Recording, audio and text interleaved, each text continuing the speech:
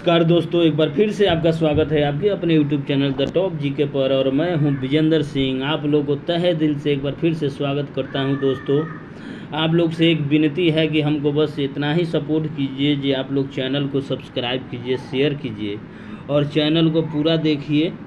जो भी वीडियो मैं अपलोड करता हूं आप लोगों को फ़ायदे के लिए ही जो भी वीडियो मैं अपलोड करता हूं वो है। इधर उधर के मैं कुछ भी कोई बकवास को मैं अपलोड नहीं करता हूं।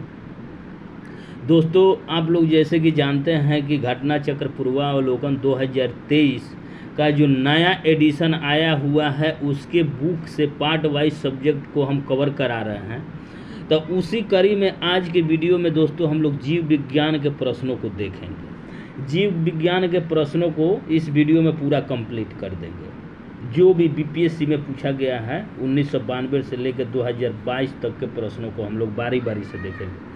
तो आइए शुरू करते हैं।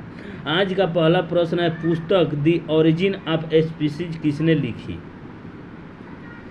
तो इसको चार्ल्स डार्विन ने लिखे थे। इंग्लैंड के विकासविद वैज्ञानिक थे जिन्होंने विकासवाद और डार्विनवाद या प्राकृतिक वर्ण का सिद्धांत का भी प्रतिपादन किया था। उन्होंने ही ओरिजिन ऑफ स्पीसीज नामक पुस्तक की रचना की थी। आगे देखेंगे, मानव तंत्र में इंसुलिन किसका मेटाबॉलिज्म नियंत्रण करता है, यानी चयापचय नियंत्रित करता है। इंसुलिन क्या होता है दोस्तों? कार्बोहाइड्रेट होता है, यानी खून में शर्करा की मात्रा यानी शुगर की मात्रा बढ़ जाती है, वो इंसुलिन उसको नियंत्रित करता है। तो कार्बोहाइड्रेट इसमें हो जाएगा आपका कार्बोहाइड्रेट। देखिए, इंसुलिन अंगनाशय में अंतस्रावी होता है, यानी अंतस्रावी प्रकार का एक तंत्र होता है। यह हार्मोन जो ग्लूकोज समास्थापन के नियमन में मुख्य भूमिका निभाता है। इंसुलिन कोशिकाओं में ग्लूकोज से ग्लाइकोजन बनने की प्रक्रिया को भी प्रेरित करता है। ग्लूकोज कार्बोहाइड्रेट का एक स्वरूप होता है। निम्नलिखित में से एंटीबायोटिक क्या है? एंटीबायोटिक दोस्तों इसमें देखिए, पेनिसिलिन और सल्फाडाइजिन ये दोनों एंटीबायोटिक है। एंटीबायोटिक का काम यह होता है कि बैक्टीरिया से जो भी बीमारी फैलता है, यानी बैक्टीरिया से जो भी बीमारी फैलता है उसको नियंत्रित करने के लिए एंटीबायोटिक मेडिसिन दिया जाता है। तो एंटीबायोटिक पेनिसिलिन भी हो जाएगा, सल्फाडाइजिन भी हो जाएगा। तो इस प्रकार उपयुक्त में से एक से अधिक हो जाएगा। आगे देखेंगे, निम्नलिखित में से कौन सा मुख्य कार्बोहाइड्रेट है? देखिए, कार्बोहाइड्रेट गेहूं भी है, जौ भी है, मक्का भी है और चावल भी है। चारों के खाने से कार्बोहाइड्रेट मुझे प्राप्त होता है, लेकिन मुख्य रूप से सबसे ज़्यादा कार्बोहाइड्रेट चावल से हमें प्राप्त होता है। तो इसमें पूछा है इनमें से कौन सा मुख्य कार्बोहाइड्रेट है, तो इस प्रश्न का सही आंसर हो जाएगा चावल। आगे देखेंगे, कीट संवर्धन क्या है? कीट संवर्धन में कीटों की वृद्धि करने का विज्ञान का अध्ययन किया जाता है। जेनेटिक्स में से किसका अध्ययन है? जेनेटिक्स आनुवंशिकता का विचरण या आनुवंशिकता का अध्ययन किया जाता है जेनेटिक्स में। जेनेटिक्स जीव विज्ञान की वह शाखा है जिसके अंतर्गत जीवधारियों में जीनों, आनुवंशिकता और विचरण का अध्ययन किया जाता है। गर्भ में भ्रूण के विकास को जानने के लिए निम्नलिखित किरणों या तरंगों में से किसका उपयोग किया जाता है? गर्भ में बच्चा के पता लगाने के लिए, जो वह लड़का है कि लड़की, उसको पता लगाने के लिए मेडिसिन में यानी डॉक्टर हॉस्पिटल में किस किरणों या तरंगों का उपयोग करता है, जिससे पता लगता है जो वो किस लिंग का बच्चा है, लड़का है या लड़की। इसमें पराध्वनि तरंगों का उपयोग किया जाता है। आगे देखेंगे, निम्न में से कौन सा एक सच्चा फल नहीं है? सच्चा फल सेब नहीं है। सेब और स्ट्रॉबेरी जो होता है सच्चा फल नहीं होता है। बाकी अंगूर, आलू बुखारा और खजूर सच्चा फल होते हैं। आगे देखेंगे, लौंग पौधे के निम्नलिखित में से किस भाग से प्राप्त किया जाता है? लौंग जो होता है लौंग जो होता है पुष्प की कली से प्राप्त किया जाता है। लौंग एक मसाला पौधे के किस भाग से प्राप्त किया जाता है? अभी आप ऊपर देखे हैं, फूल की कली से प्राप्त किया जाता है। अदरक तना है, जड़ नहीं, क्योंकि इसमें नोड और इंटरनोड दोनों उपस्थित होते हैं। पादप कली है एक भ्रूणीय टहनी है। पौधे जो नमक युक्त मिट्टी में उगते हैं को क्या कहते हैं? उसको कहते हैं हैलोफाइट यानी लवण मृदोद्भिद। इसको हिंदी में लवण मृदोद्भिद और इंग्लिश में हैलोफाइट कहते हैं। नमक युक्त पौधे के यानी नमकीन चट्टानों पर उगने वाले पौधों को। इलेक्ट्रोइंसेफेलोग्राफ यानी EEG निम्न में से किसकी निगरानी के लिए उपयोग होता है? मस्तिष्क के विकार के पता लगाने के लिए इलेक्ट्रोइंसेफेलोग्राफ यानी EEG का उपयोग किया जाता है। मांसपेशियों में दर्द के उपचार में उपयोग किए जाने वाला विकिरण कौन सा है? इंफ्रारेड विकिरण का उपयोग किया जाता है मांसपेशियों के दर्द के उपचार में। जीवों में अत्यधिक विविधता का कारण क्या है? जीवों में अत्यधिक विविधता का कारण उत्परिवर्तन है। देखिए, वैज्ञानिकों का वह समूह जिसने प्राकृतिकवाद के सिद्धांत को आधुनिक रूप दिया उसे नव डार्विनवादी कहते हैं। आधुनिक नव डार्विनवादियों के अनुसार जीनों में साधारण परिवर्तनों के उपरांत नए जीव बनते हैं जिससे उनमें विभिन्नताएं बढ़ जाती है। इन परिवर्तनों को उत्परिवर्तन कहते हैं। वे परिवर्तन स्पष्ट वंशागत होते हैं तथा पीढ़ियों में वर्ण द्वारा नई जातियों की उत्पत्ति होती है। मेंडल के आनुवंशिकता का सिद्धांत किस पर आधारित है? लैंगिक जन्म के सिद्धांत पर आधारित है। आनुवंशिकता का जनक भी कहा जाता है मेंडल को। डीएनए की खोज किसने दी? डीएनए की खोज जेम्स वाटसन तथा फ्रांसिस क्रिक ने की थी। आगे देखेंगे, जीव कोशिकाओं में आनुवंशिक लक्षणों के नियंत्रण में निम्नलिखित में से कौन सा उत्तरदायी है?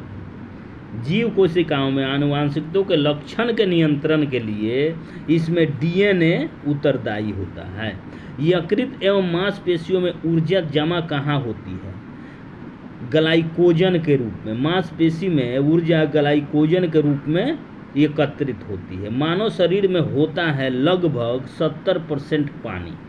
70% से अधिक पानी होता है मानव शरीर में। विटामिन जो रक्त के थक्के बनाने में प्रभावी होता है वह होता है विटामिन के।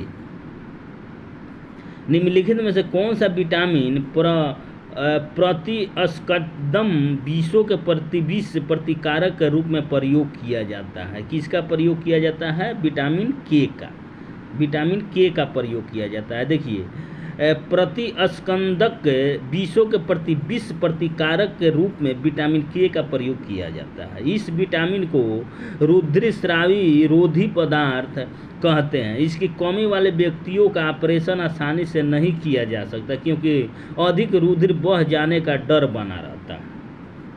आगे देखेंगे, निम्नलिखित में से किस विटामिन को ऑगोकैल्सिफेरल कहते हैं? ऑगोकैल्सिफेरस विटामिन D2 को कहते हैं।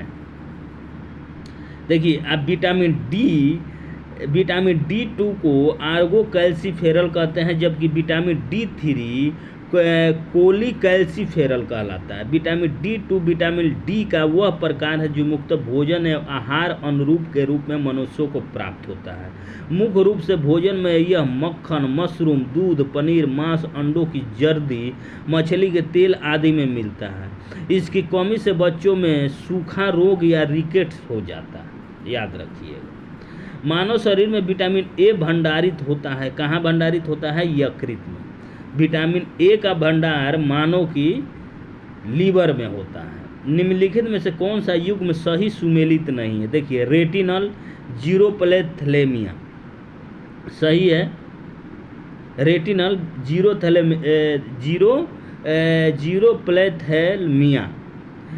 टोकोफेरल बेरी। देखिए, टोकोफेरल विटामिन के का नाम है। टोकोफेरल जो विटामिन के से क्या होता है? इसमें रक्ताल्पा की कमी हो जाती है, रक्त का जमाव में कमी हो जाती है। साइनोकोबालामिन रक्ताल्पा यानी विटामिन B12 के लिए है। तो रेटिनल जो होता है, रेटिनल विटामिन ए का वैज्ञानिक नाम है, जिससे जीरो थैलेथलेमिया रोग का विकार। देखिए तो इसका ऑप्शन ए के सही दिया है। टोकोफेरल जो है रक्त की जमाव को कम कर देता है इसके कमी से। तो ये प्रश्न ये ऑप्शन गलत दिया गया है। टोकोफेरल बेरी दिया गया है जो कि रक्त की जमाव में कमी के कारण से संबंधित है। आगे देखेंगे विटामिन में से किस युग्म में सही सुमेल नहीं है। विटामिन B1 संतरा, विटामिन D कॉड यकृत तेल यानी मछली के लीवर में पाया जाता है, विटामिन E गेहूं अंकुर तेल और विटामिन K अल्फा में पाया जाता है। तो इसमें देखिए इसमें से सभी सही होगा। आगे देखेंगे जिस विटामिन में कोबाल्ट होता है वो कौन सा विटामिन है। विटामिन B12 में कोबाल्ट पाया जाता है, याद रखिएगा। एक स्वस्थ वयस्क मनुष्य में रक्त का कुल परिमाप कितना होता है।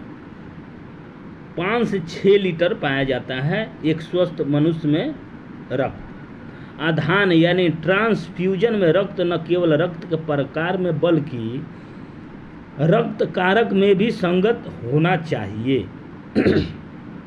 इस प्रश्न का सही आंसर हो जाएगा रक्त कारक यानी RH फैक्टर। आगे देखेंगे निम्न में से रक्त का मापक यंत्र कौन सा है। रक्त दाब का मापक यंत्र कौन सा है। स्फीनोमैनोमीटर रक्त दाब को मापता है। वृक्क से प्रति मिनट औसत रक्त प्रवाह कितना होता है। लगभग 1200 सीसी 1200 सीसी के आसपास यानी 1.5 लीटर के आसपास वृक्क से रक्त प्रवाह होता है। इंसुलिन क्या है। इंसुलिन एक प्रकार का प्रोटीन है जो 51 अमीनो अम्ल से मिलकर बनी होती है। निम्नलिखित में से कौन सा हार्मोन है। निम्नलिखित में से कौन सा हार्मोन है। इंसुलिन एक प्रकार का हार्मोन है। महिला सेक्स हार्मोन कौन सा है। महिला सेक्स हार्मोन यहाँ देखेंगे महिला सेक्स हार्मोन एस्ट्रोजन है। महिला सेक्स हार्मोन एस्ट्रोजन है। आगे देखेंगे निम्नलिखित में से कौन सा हार्मोन रक्त स्तन ग्रंथियों से दूध का स्राव होने में भूमिका निभाता है। निम्नलिखित में से कौन सा हार्मोन स्तन ग्रंथियों से दूध का स्राव होने में भूमिका निभाता है। कौन सा है। ऑक्सीटोसिन। ऑक्सीटोसिन हार्मोन जो होता है महिला में स्तन में दूध के स्राव को वृद्धि करता है। आगे देखेंगे निम्नलिखित में से किस हार्मोन में आयोडीन मिली होती है। थायरॉक्सिन हार्मोन में आयोडीन मिली होती है जिसकी थायरोक्सिन से कमी से आयोडीन की कमी हो जाती है और गलगंड बीमारी की थायराइड ग्रंथि में पिट्यूटरी थायराइड कोशिकाएं होती है जो आयोडीन की कमी से घेंघा रोग हो जाता है। पीयूष ग्रंथि यानी पिट्यूटरी ग्रंथि स्थित कहाँ होती है। पीयूष ग्रंथि मस्तिष्क में स्थित होती है। प्रकाश संश्लेषण होता है क्लोरोप्लास्ट में। क्लोरोप्लास्ट में प्रकाश संश्लेषण की क्रिया होती है। प्रकाश संश्लेषण का उप उत्पाद क्या है। O2 है। प्रकाश संश्लेषण के दौरान अंतिम उत्पाद ऑक्सीजन बनता है। प्रकाश संश्लेषण में अंतिम उत्पाद ऑक्सीजन का निर्माण होता है। तो इसका उत्पाद क्या हो जाएगा ऑक्सीजन। Option number B. आगे देखेंगे सौर ऊर्जा ATP में बदलती है क्लोरोप्लास्ट में। सौर ऊर्जा से ATP में बदलती है क्लोरोप्लास्ट में। कोशिका का शक्ति स्रोत होता है माइटोकॉन्ड्रिया को कोशिका का शक्ति केंद्र कहते हैं। आगे देखेंगे भ्रूण किस में मिलता है। भ्रूण किस में मिलता है। बीज में। बीज में भ्रूण पाया जाता है। निम्नलिखित में से कौन प्रतिजैविक औषधि है। प्रतिजैविक औषधि है देखिए क्विनिन, सल्फागुआडिन, क्लोरोमेम्फेनिनॉल और एस्पिरिन, ये सभी है प्रतिजैविक औषधि है। तो इस प्रकार इसका ऑप्शन हो जाएगा उपरोक्त में से एक से अधिक। आगे देखेंगे टाइफाइड तथा कॉलरा विशिष्ट उदाहरण है किसका? जल जन रोग का। टाइफाइड और कॉलरा दूषित जल पीने से होता है। मनुष्य में अल्फा टॉक्सिन खाद्य विषाक्तन द्वारा सामान्यतः कौन सा अंग प्रभावित होता है? कौन सा प्रभावित होता है? यकृत, लीवर। मनुष्य के शरीर के किस अंग में लिम्फोसाइट का निर्माण होता है? लिम्फोसाइट का निर्माण अस्थि मज्जा, तिल्ली दोनों में होता है, कभी कभी यकृत में भी होता है। तो इस प्रकार हो जाएगा उपयुक्त में से एक से अधिक। आगे देखेंगे ओंकोजीन संबंधित है किससे? कर्क रोग से, कैंसर से। ओंकोजीन संबंधित है कर्क रोग यानी कैंसर से। रक्त कैंसर ल्यूकीमिया की रोकथाम में प्रयोग की जाने वाली रेडियो समस्थानिक का क्या नाम है? इसमें समस्थानिक क्या नाम है? कोबाल्ट 60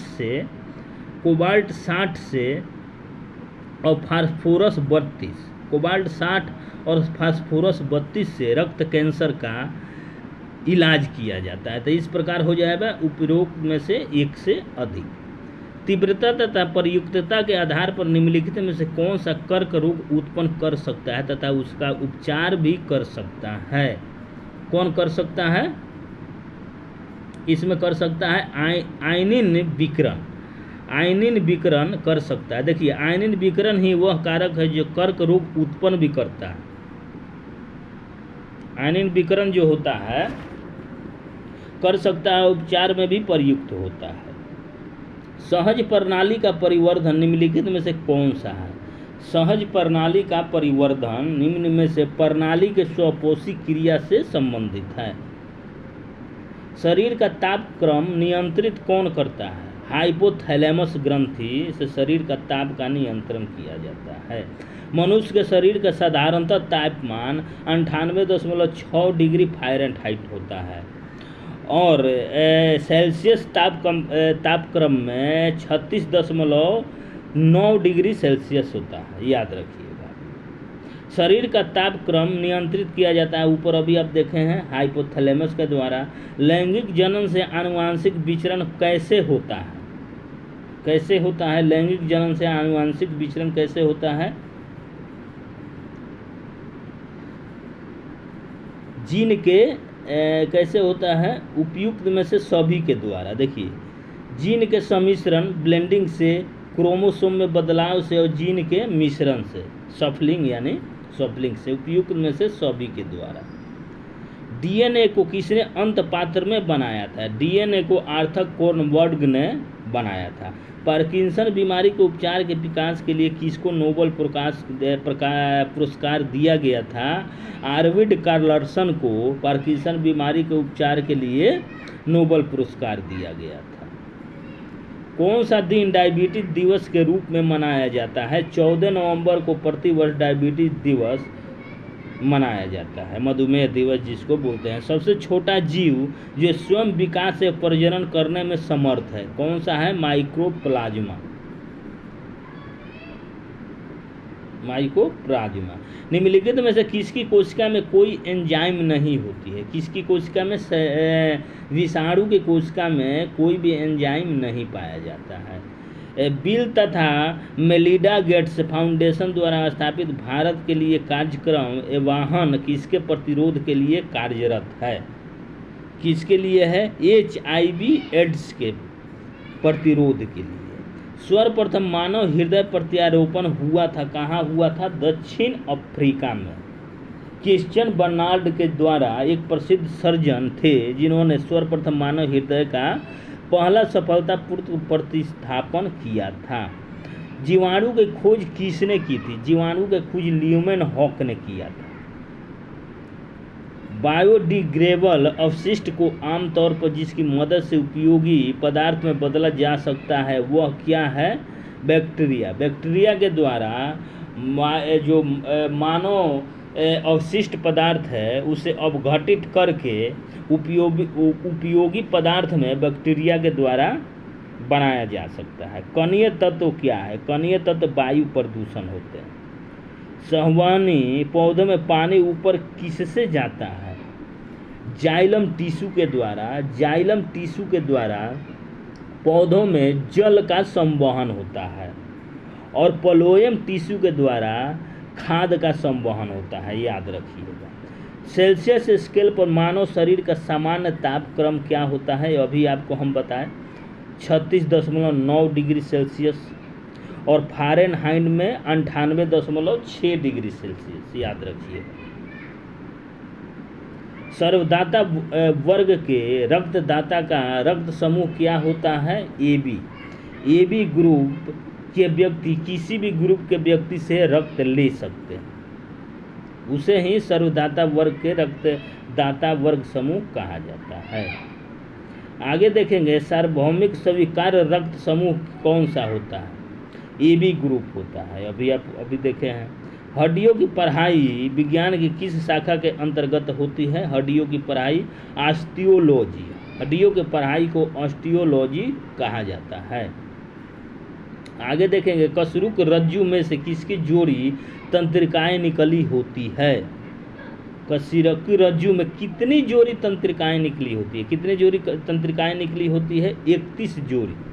31 जोड़ी तंत्रिकाएं निकली होती है। मनुष्य के जीवन काल में कितने दांत 2 बार विकसित होते हैं? 20 दांत। मनुष्य के जीवन काल में पूरे 2 बार 20 दांत उत्पन्न होते हैं। 20 दांत जो पहला जो होता है वो केवल पैदा होते वक्त 12 दांत होते हैं। उसके बाद 20 दांत जो होते हैं दूध के दांत होते हैं जो टूट जाते हैं, फिर दूसरी बार निकलते हैं। मनुष्य की खोपड़ी में कितनी अस्थियां होती है? मनुष्य की खोपड़ी में टोटल 28 अस्थियां होती है मनुष्य के खोपड़ी में, जिसमें 14 फेशियल के लिए यानी चेहरा के लिए, 6 कान के लिए होती है, याद रखिएगा। और 8 हड्डियां जो होती है नाक में पाई जाती है। आगे देखेंगे मनुष्य के शरीर में पैर की हड्डी है। मनुष्य के शरीर में पैर की हड्डी ठोस होती है। 20 वर्ष की आयु में मानव शरीर में हड्डियों की संख्या कितनी होती है? लगभग 200, 300, 100 कितनी होती है? 20 वर्ष की आयु में मनुष्य के शरीर में लगभग 206 हड्डी होती है। निम्नलिखित में कौन सा मनुष्य में अवशेषी अंग नहीं है? देखिए अवशेषी अंग सामने वाला चपटे दांत जो होता है कृदंत, अवशेषी अंग नहीं होता है। बाकी सब कर्णपालिका, मांसपेशिया, लिक्टिटेकिक और बर्मी फार्म यानी अपेंडिक्स जिसको बोलते हैं, ये सभी अवशेषी अंग होते हैं। आगे देखेंगे जैविक सिस्टम में रासायनिक क्रिया की प्रक्रिया को तेज करने में उत्तरदायी पदार्थ कौन सा होता है? एंजाइम होता है। आगे देखेंगे विटामिन जो खट्टे फलों में पाया जाता है तथा चर्म को स्वस्थ रखने में जरूरी होता है, वो कौन सा है? विटामिन C, जिसका वैज्ञानिक नाम क्या है? एस्कॉर्बिक अम्ल। दूध किसका घटिया स्रोत होता है? विटामिन C का। विटामिन C दूध में नहीं पाया जाता है। विटामिन C का रासायनिक नाम क्या है? अभी मैं ऊपर बताया एस्कॉर्बिक अम्ल। इंसुलिन प्राप्त किया जाता है, किससे प्राप्त किया जाता है? डहेलिया की जड़ों से। डहेलिया की जड़ों से इंसुलिन प्राप्त किया जाता है। 80% से अधिक सेल में पाए जाने वाला पदार्थ कौन सा होता है? जल होता है। मानव कोशिका में या चाहे कोई भी कोशिका में, जंतु कोशिका, मानव कोशिका में 80% से अधिक जल पाया जाता है। वर्तमान प्रमाण के अनुसार पृथ्वी पर जीव का उद्गम 2 लाख वर्ष पूर्व होगा। इस युग में प्रोटोजोआ, शैवाल और जीवाणु थे। जीवाणु थे कि नहीं? देखिए जीवाणु आधुनिक खोजों से स्पष्ट हो चुका है कि प्रोटोजोआ के उद्भव का प्रारंभ 350 अरब वर्ष पूर्व हो चुका था।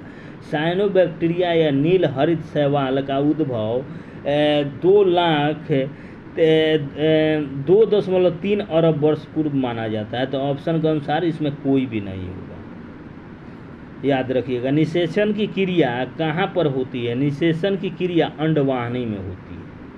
आधुनिक मनुष्य का पूर्वज है कौन है? क्रो-मैग्नन मनुष्य को आधुनिक मनुष्य का पूर्वज माना जाता है। देखिए क्रो-मैग्नन आधुनिक मानव से मिलता जुलता है। यह आज से मानव के एकदम समान 6 फुट लंबा और पूरी तरह सीधा था। वह पाषाण युग में रहता था और अस्थि औजारों का प्रयोग करता था। वह पशुओं की खाल को सील कर पहनने की योग्यता रखता था। वह मानव गुफा में रहता था और गुफा की दीवार पर उसके द्वारा बनाए गए भित्ति चित्र प्राप्त होते हैं। वह सबसे नया प्राग ऐतिहासिक मानव है। कौन था? क्रो-मैग्नन। विकास का मुख्य कारक क्या है? प्राकृतिक वरण। प्राकृतिक वरण है विकास का मुख्य कारक। देखिए, आज के विकास के सर्वाधिक मान्य सिद्धांत को विकास का विश्लेषणात्मक सिद्धांत के नाम से जाना जाता है। इसमें जाति के अभ्युदय को आनुवांशिक विविधताओं की अन्योन्य क्रियाओं या प्राकृतिक चयन के आधार पर स्पष्ट किया गया है। शैवाल और कवक के मिलने से लाइकेन बनता है, जिसे कहते क्या है हम लोग? म्यूटुअलिज्म कहते हैं। म्यूटुअलिज्म कहते हैं। आगे देखेंगे, आगे 87 नंबर प्रश्न देखेंगे। प्रतिवर्ती क्रियाओं का नियंत्रण केंद्र कहाँ पर होता है? प्रतिवर्ती क्रियाओं का नियंत्रण केंद्र कहाँ पर होता है? कशेरुकी रज्जु में, कशेरुकी स्पिनल कॉर्ड में होता है। विकास का कारण क्या है? आप अभी देखे हैं, पीढ़ी से पीढ़ी अनुकूलन से विकास हुआ था। कच्चे फलों को कृत्रिम रूप से पकाने के लिए प्रयोग में लाई जाने वाली गैस का क्या नाम है? क्या नाम है इसमें? एसिटिलीन और एथिलीन दोनों से पकाया जाता है फलों को कृत्रिम रूप से। माँ पौधे की भांति पौधा मिलता है, कहाँ से पिता है? इन दोनों से, बीजों से भी और तना से भी। पानी मिट्टी से जड़ों में जिस भौतिक प्रक्रिया द्वारा गुजरता है उसे क्या कहा जाता है? परासरण, ऑस्मोसिस। जल से बाहर निकाले जाने पर मछलियां मर जाती है क्योंकि वे श्वास नहीं ले पाती है। देखिए, हवा में लगभग 21% ऑक्सीजन है तथा पानी में भार की तुलना में लगभग 0.5 से लेकर 0.9% ऑक्सीजन है, किंतु अधिकतर मछलियाँ यदि पानी से बाहर निकाल दी जाए तो ऑक्सीजन की कमी होने के कारण, घुटन के कारण मर जाती है। जहाँ जीव रहता है उस सटीक जगह को क्या कहते हैं हम लोग? आवास कहते हैं। मधुमक्खी कॉलोनी के सदस्य एक दूसरे को किस प्रकार पहचानते हैं? गंध से पहचानते हैं।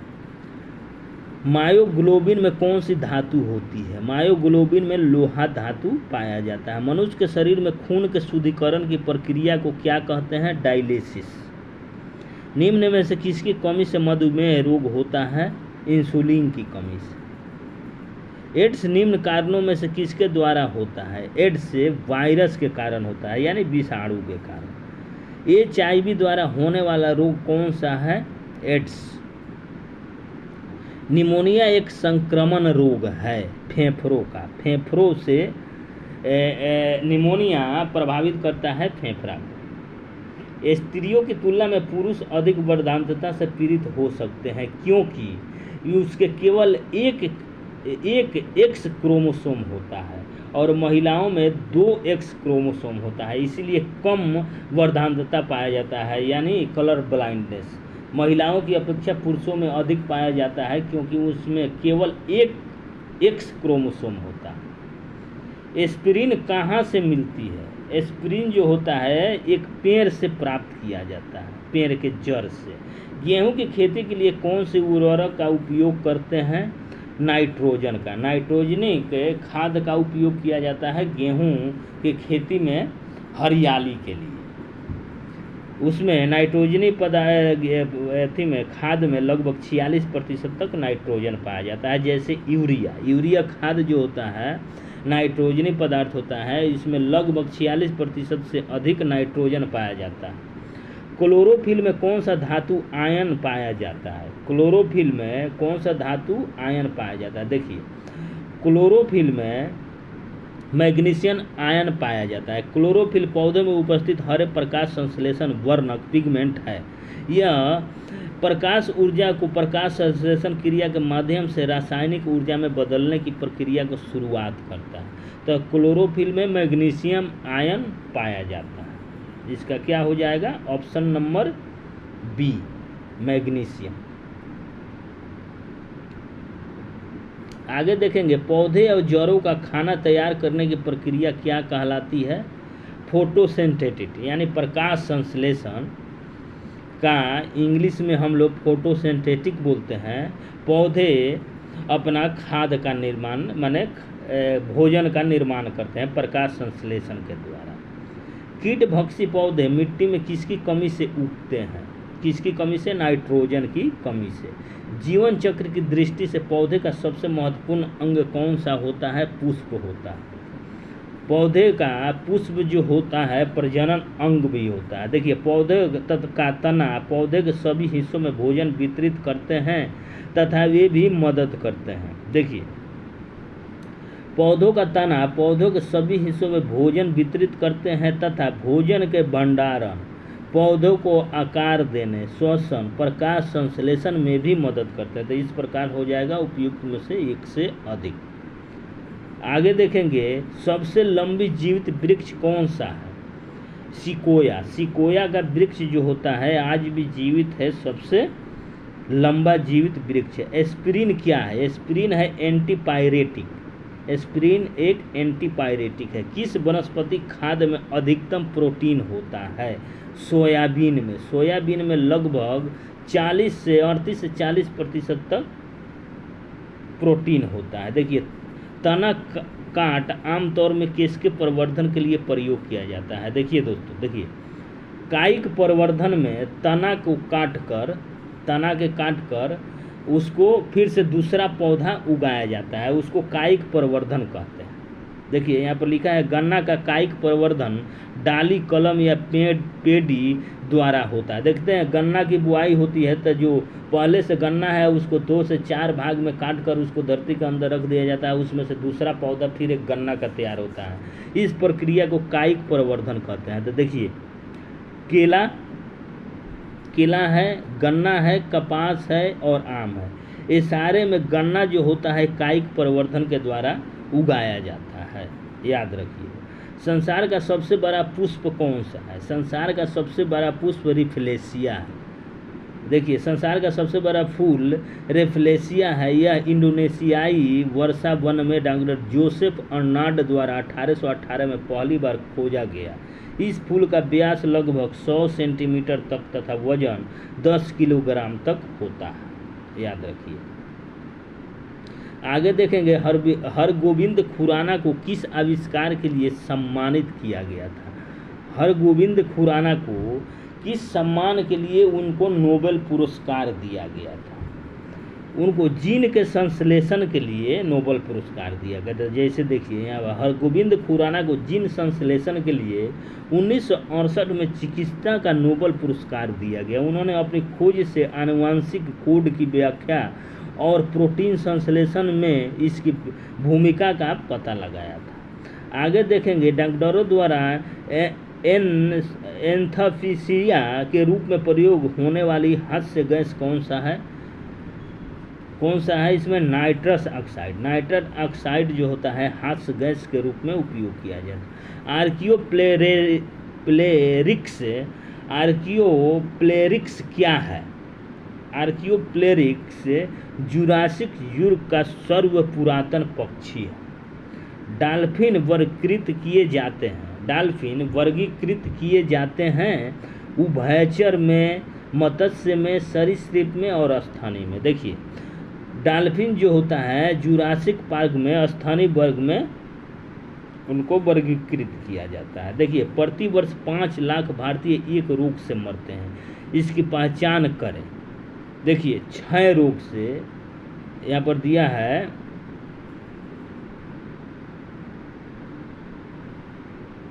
प्रति वर्ष 5 लाख भारतीय एक रोग से मरते हैं। वह रोग क्या है? क्षय रोग। देखिए भारत में क्षय रोग से वर्ष 2016 में 4.23 लाख लोगों की मृत्यु हुई है। क्षय रोग का कारण जीवाणु होता है, जीवाणु के कारण टीबी होता है, उसको क्षय रोग बोलते हैं। उसका नाम है माइक्रोबैक्टीरियम ट्यूबरकुलोसिस। क्षय रोग से मनुष्य का फेफड़ा प्रभावित होता है, याद रखिए। रात के समय यह सलाह दी जाती है कि पेड़ के नीचे नहीं सोएं, क्योंकि ऑक्सीजन की कम मात्रा को मुक्त करते हैं। देखिए रात में पेड़ पौधे जो होते हैं कार्बन डाइऑक्साइड को मुक्त करते हैं, इसलिए पेड़ के नीचे नहीं सलाह दी जाती है रात में सोने के लिए। निम्न में से सबसे मीठी चीनी कौन सी होती है? फ्रुक्टोज होती है सबसे मीठी चीनी, जिसका अणु सूत्र होता है C6H12 और O6। शर्कराओं में सबसे मीठी शर्करा कौन सी होती है? फ्रुक्टोज। अभी देखे हैं आप।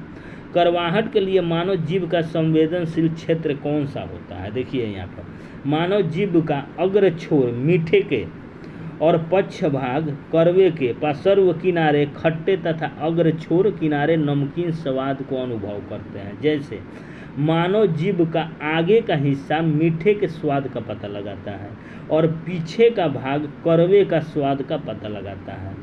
अब पार्श्व जो होता है, पार्श्व जो भाग होता है, जो आजू बाजू का जो भाग होता है खट्टे का स्वाद का पता लगाता है और आगे का जो भाग होता है वो नमकीन स्वादों का अनुभव का पता लगाता है। याद रखिएगा। मटर पौधा है, क्या है? एक साग है, शाक है, साग है मटर पौधा। फलियां अत्यधिक पौष्टिक होती है क्योंकि उनमें प्रचुर मात्रा में क्या होता है? उसमें प्रचुर मात्रा में प्रोटीन पाया जाता है। आगे देखेंगे थायराइड ग्रंथि थायरॉक्सिन स्रावित करने के लिए उत्तेजित करने वाला अंतस्रावी हार्मोन कौन सा है? थायराइड ग्रंथि से थायरॉक्सिन स्रावित करने के लिए उत्तेजित करने वाला अंतस्रावी हार्मोन कौन सा है? TSH hormone. थायराइड गल्ले के पास पाई जाने वाली एक छोटी तितली के आकार की ग्रंथि होती है। इससे स्रावित होने वाला हार्मोन शरीर की ऊर्जा का विनिमय करता है। यह हार्मोन TSH यानी थायराइड स्टिमुलेटिंग हार्मोन होता है। इसका निर्माण पीयूष ग्रंथि से होता है। याद रखिए। थायराइड ग्रंथि की खराबी किसकी कमी के कारण होता है? आयोडीन की कमी के कारण थायराइड ग्रंथि खराब हो जाती है, जिसके कारण घेघा की बीमारी होती है। जब हम बकरी या भेड़ का मांस खाते हैं तब हम द्वितीय उपभोक्ता होते हैं। देखिए यहाँ पर दिया है मानव एवं वन्य जीव सर्वहारी होता है। मांसाहारी द्वितीय या गौण उपभोक्ता होता है। शाकाहारी प्राथमिक उपभोक्ता होता है और प्राथमिक उत्पादक पौधे होते हैं। तो दोस्तों यहीं पर समाप्त होता है हमारे जीव विज्ञान के प्रश्नों को समाप्त करते हैं और आगे की वीडियो में फिर हम दूसरे सब्जेक्ट को लेकर हाजिर होंगे। तब तक के लिए आप धन्यवाद दोस्तों। आप लोग से एक नम्र निवेदन है कि दोस्तों चैनल को सब्सक्राइब कीजिए, शेयर कीजिए और बेल आइकन को दबा दीजिए। आप लोग से बस इतना ही एक लास्ट हम गुजारिश करते हैं कि इतना सहयोग कम से कम आप दें।